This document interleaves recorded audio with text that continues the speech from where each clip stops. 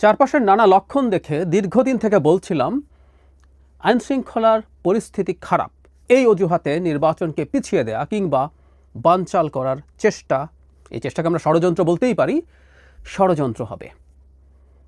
অনেকেই বলছিলেন এই ধরনের কথাবার্তা। আমি আসবো সেই জায়গায়, কিন্তু অত্যন্ত একটা অ্যালার্মিং বিষয় সামনে এলো, তাই এটা নিয়ে আলাদাভাবে কথা বলতে হচ্ছে। প্রধান উপদেষ্টাও কি একই জায়গায় চলে যাচ্ছেন? একই রকম বক্তব্য নিয়ে প্রাথমিকভাবে চলে এসেছেন? এই প্রশ্ন আমাদের করতে হবে। দুদিন আগে এলডিপির মহাসচিব জনাব শাহাদাত হোসেন সেলিমের সাথে আমি একটা টকশোতে ছিলাম। সেখানে অ্যাঙ্কার তাকে, সেদিনই তাদের বৈঠক হয়েছিল, মানে 13টা দলের সাথে। আমরা জানি যে প্রথম 4টা দলের সাথে প্রধান উপদেষ্টা বসেছেন, পরদিন 13টা দলের সাথে বসেছেন, সেখানে তার দল ছিল এবং তিনি নিজে ছিলেন। তারা যখন নির্বাচন নিয়ে কথাবার্তা বলছেন তখন কি ধরনের অনুভূতি হয়েছে বা তারা প্রধান উপদেষ্টার কাছে কি ধরনের ফিডব্যাক পেয়েছেন, সেই প্রশ্ন যখন জিজ্ঞেস করা হয় তিনি বলতে গেলেন, উনি বললেন যে উনি তার বক্তব্য শুনে খুব বেশি খুশি হতে পারেননি, বরং তার মধ্যে কিছুটা সংশয় তৈরি হয়েছে। তাহলে আমরা বুঝতে পারছি প্রধান উপদেষ্টা বলছেন দেশের যদি এই অবস্থা হয় তাহলে কেমনে নির্বাচন হবে। এটা জনাব সেলিম তার ভাষায় বলেছেন। আমি ওনাকে এই কথাটা পাবলিকলি বলার জন্য সাধুবাদ জানাই। ইনফ্যাক্ট অন্যান্য কিছু কিছু দল এক ধরনের ইঙ্গিতপূর্ণ কথা বলেছেন যে এরপর উনি কী বলেছেন সেটা নাই বলি, বা এই ধরনের আলাপ কেউ কেউ করেছেন।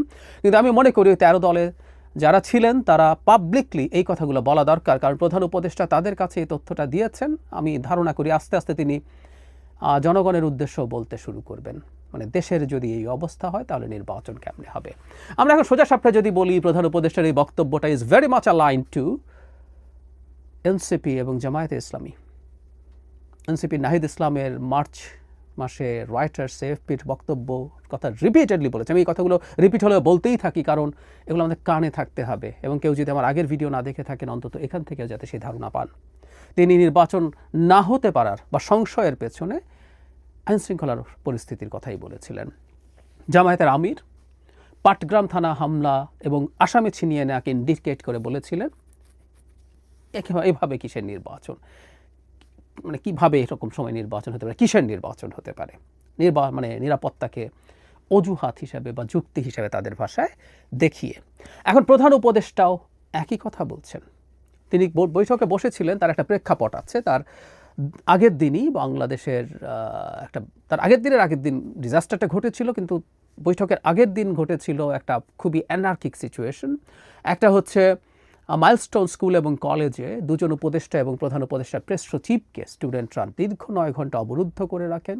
তারা দফায় দফায় বেরোতে গিয়েও পারেননি, এবং পরবর্তীতে শিক্ষা সচিব এবং শিক্ষা উপদেষ্টার পদত্যাগের দাবিতে সচিবালয় ঘেরাও করা হয়েছিল। শুধু ঘেরাও না, সচিবালয়ের গেট ভেঙে ভেতরে ঢুকে সচিবালয়ের যানবাহন ভাঙচুর করা হয়েছে।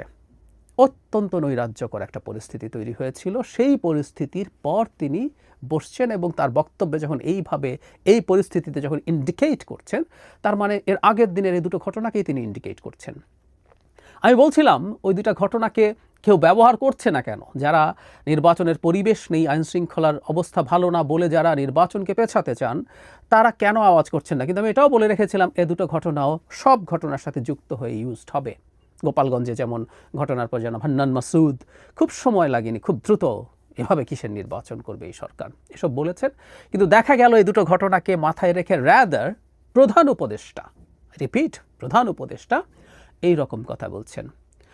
মজার ব্যাপার, আমরা আসলে প্রধান উপদেষ্টাকে যদি এই প্রশ্ন এখন করি, দেশের আইন শৃঙ্খলার অবস্থা দীর্ঘদিন থেকে খারাপ, অনেকবার বলেছি, শোরগোল করেছি, কিন্তু স্বরাষ্ট্র উপদেষ্টাকে তো সরানোর মতো বা পরিবর্তন, মানে আমরা প্রায় একটা কথা বলছি, এটা পরিবর্তন করলেই যে সব ঠিকঠাক হয়ে যেত, নট নেসেসারিলি, কিন্তু এটা হতে পারত যে আমরা প্রধান উপদেষ্টার আন্তরিকতা বুঝতে পারতাম যে উনি চেষ্টা করছেন।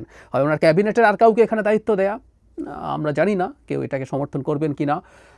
জেনারেল শাখাওয়াত যখন প্রথম দায়িত্ব ছিলেন সবচেয়ে ভঙ্গুর অবস্থায়, তিনি বেশ ভালোই কাজ করছিলেন বলে আমরা বাইরে থেকে মনে হচ্ছিল। তারপর তার কিছু এক বক্তব্য নিয়ে সবার খুবই ক্ষোভ হলো, তাকে সরিয়ে দেওয়া হলো। তিনি ক্যাবিনেটে আছেন কিন্তু সরিয়ে দেওয়া হলো। তিনি বা আর কেউ যারা বেটার পারফর্ম করছেন, অথবা বাইরে থেকে কাউকে এনে এখানে দেয়া, এটা শুধু উপদেষ্টা না, ওখানে একজন বিশেষ সহকারীও আছেন। সব কিছু মিলে এই মন্ত্রণালয় তো খুবই খারাপ চলছে। আবার স্বরাষ্ট্র উপদেষ্টার কাছে কৃষি মন্ত্রণালয়ও রাখা হয়েছে। এই হচ্ছে ডক্টর ইউনূসের ম্যানেজমেন্টের স্টাইল।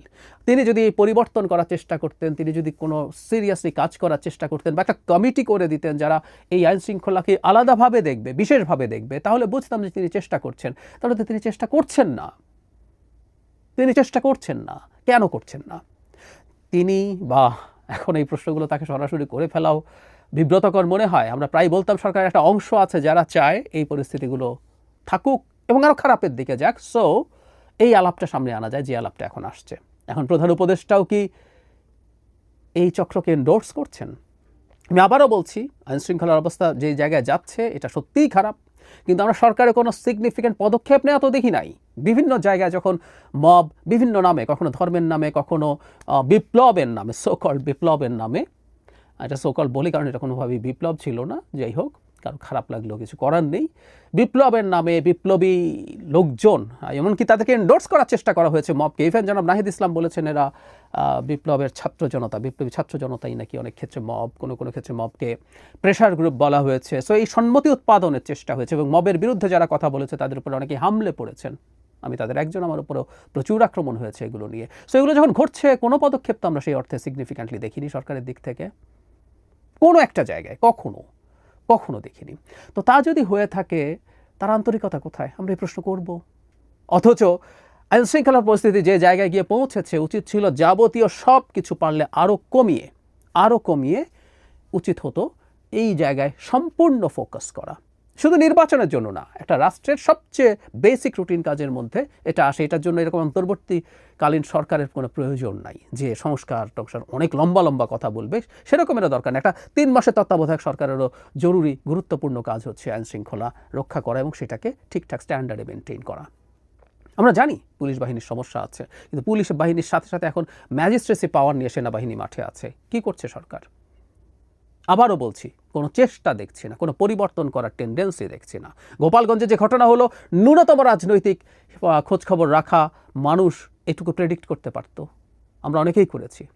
স্বরাষ্ট্র উপদেষ্টা এতটা হবে নাকি বোঝেননি।